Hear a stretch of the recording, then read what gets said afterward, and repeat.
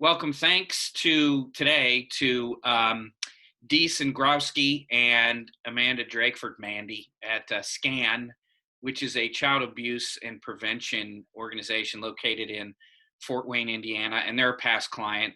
We did some board work, amongst other things, over the years with SCAN. So as part of our effort to share client experiences, we're just grateful that you guys carved out a little time. I know that things are pretty hectic for a whole bunch of reasons for everybody, so I appreciate your time. Let me start.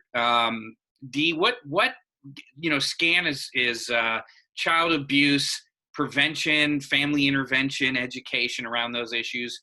What changes have you made to programming with respect to COVID-19?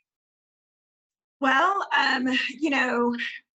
honestly, right now, we've only been doing a little bit of changes to programming. So the majority of our staff are still going out and screening families with some health assessment and screening questionnaires and protecting themselves, and seeing the majority of our families still face-to-face in their homes, because our first obligation is to ensure child safety.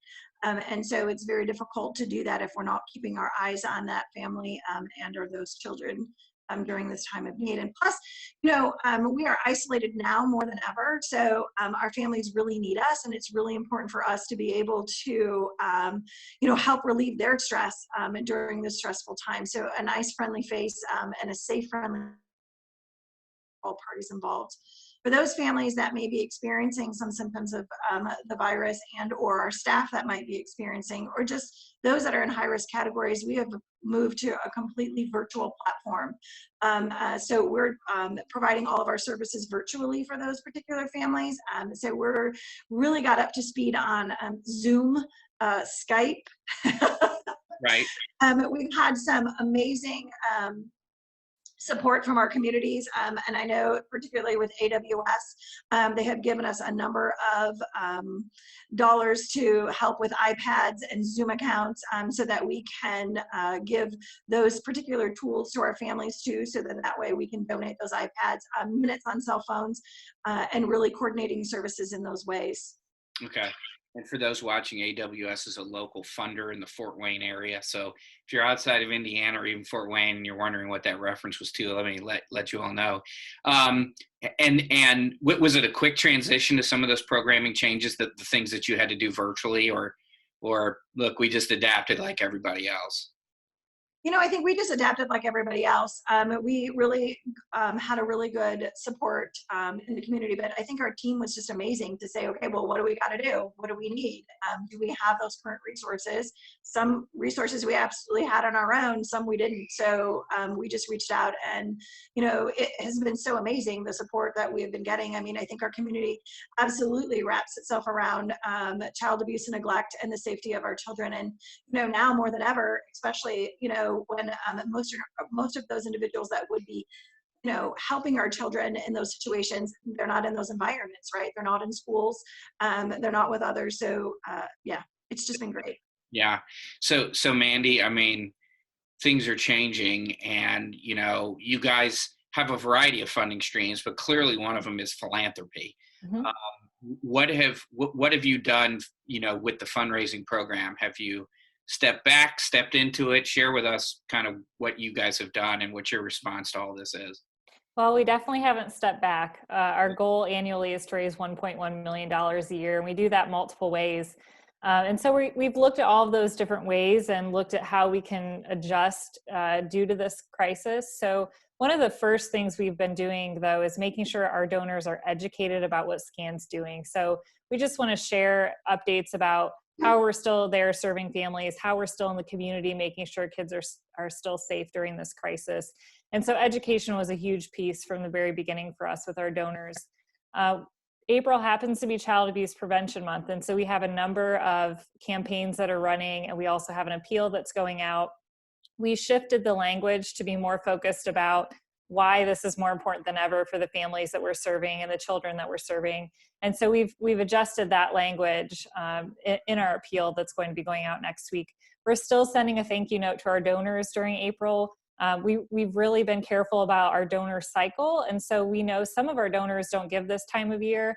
And this is when we're doing a lot of stewardship with them. So we're shifting that to do some stewardship calls, some emails, those letters that are going out, still thanking them during this time. And so we want to be definitely lean into this time, and we need to raise more funds during this time, but we also want to be very intentional about how we're working with our major donors during this crisis. So, like many organizations, and we've heard a lot of this, we are not losing contact with our donors and prospects. They're getting the same amount of communication. Maybe it's different, but we didn't look at this and go, we need to stop. You guys just kept moving forward. Right, exactly. All right. Yeah.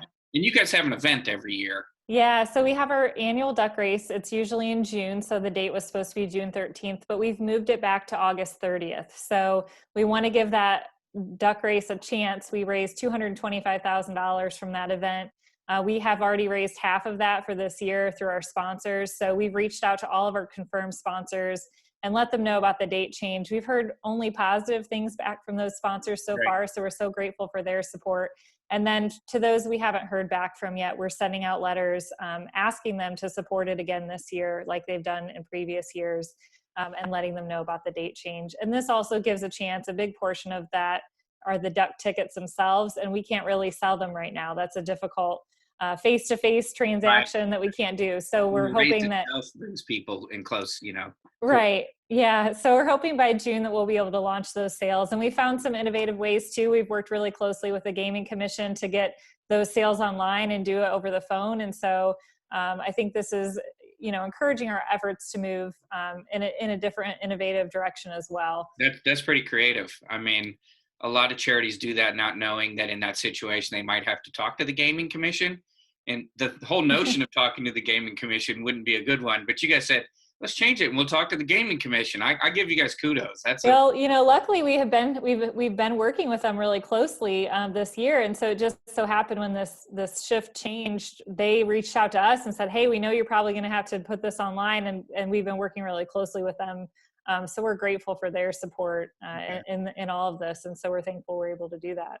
Have you heard, other than the sponsors you mentioned for the duck race, have you heard from any of your donors at this time? Have any of them, Yeah, so in one of our emails, so we've sent out 3 different updates about what SCAN's doing via email. And our last update, we included an ask to provide concrete assistance to our clients. A lot of our clients need help getting diapers and formula and those items that are so essential to keeping their family and their children safe.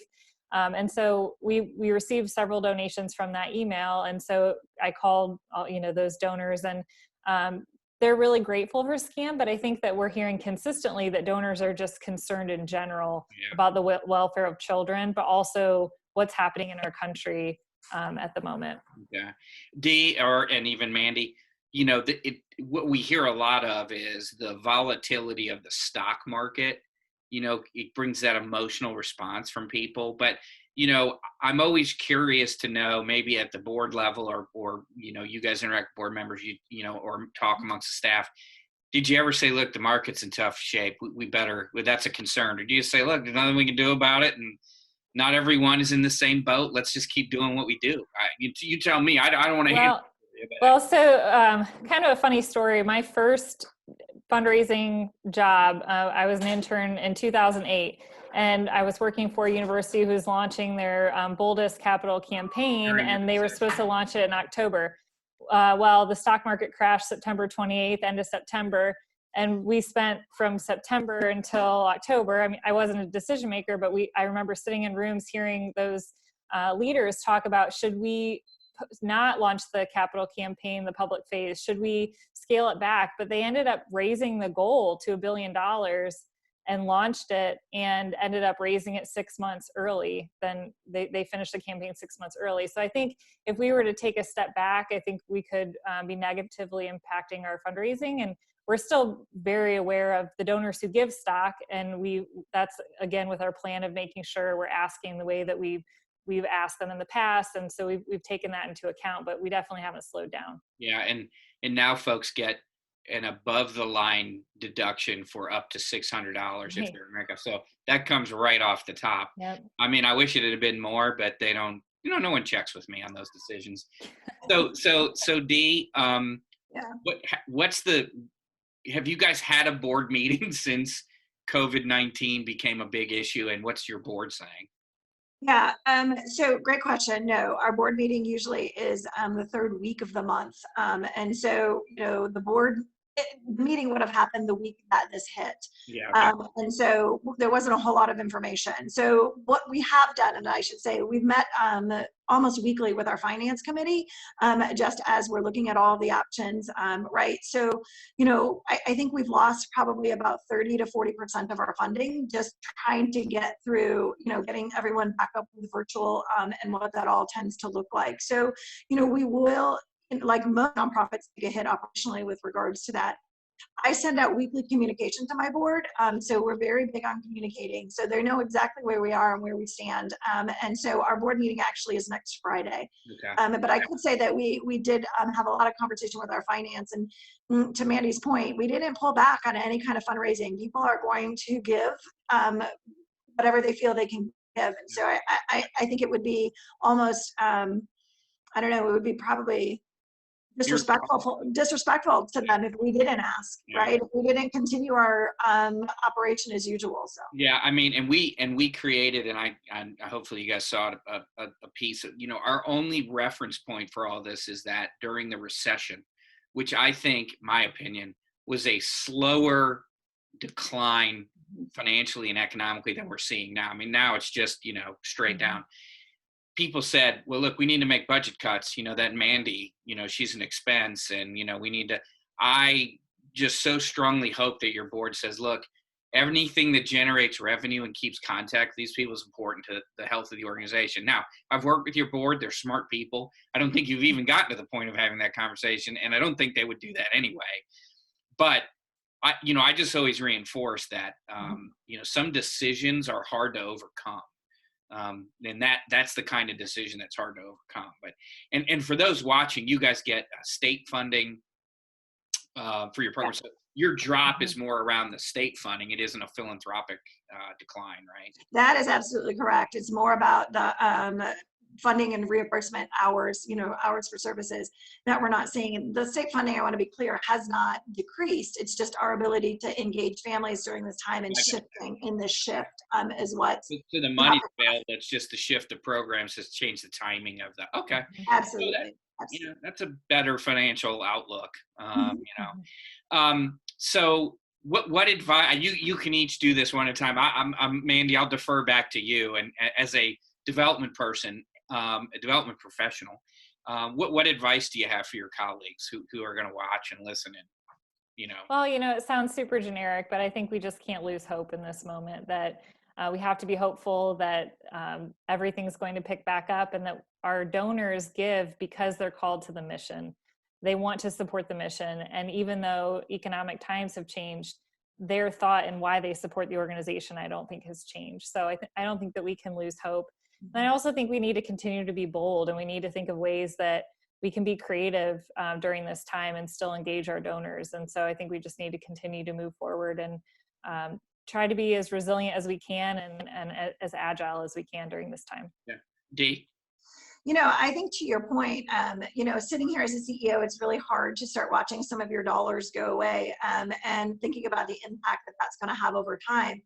But I would encourage us not to make those knee-jerk reactions because this is somewhat time limited, and even not if it becomes a new normal, like you said, make sure that you're not, knee-jerking to the responses of that. I mean, understanding your options, I think it was important for us to wait to see what the federal government was going to do and what kind of aid is going to be out there, and keeping all of those plates spinning, but getting advice and just really being planful. Right. So we're planning 6 months ahead. And so if this is the only revenue that we're going to be able to bring in, what does that look like 6 months from now? And what are some of our other options associated with that? So I think I would say, to both of your points, Mandy, you can't lose hope, but also don't knee jerk because there's a lot of people that could potentially bring in revenue, and how can you shift them in other ways to do that? Yeah, it's tough. There's the emotional side of all of this, and uncertainty. And I think with uncertainty, how that makes people feel. And I have no more answers than anyone else, but being strategic about that around how does our organization find its way through this, I think is important. I'm again, grateful that the two of you took some time out today. I really am. I hope the board is still enthused with all the work we did, and that they're going to step up. I know they are. We have a whole plan of how we're going to work with our major donors and cultivate those who haven't given in the past. And so we have a whole plan we're going to unroll this summer. Well, you're going to have to share with me how all that went. I said to a client the other day, I said, look, you've been telling me your board doesn't want to raise money. So tell them, no, we don't want you to raise money. We want you to call and ask donors simply, how are you, right? How are you doing? We all feel disconnected from one another.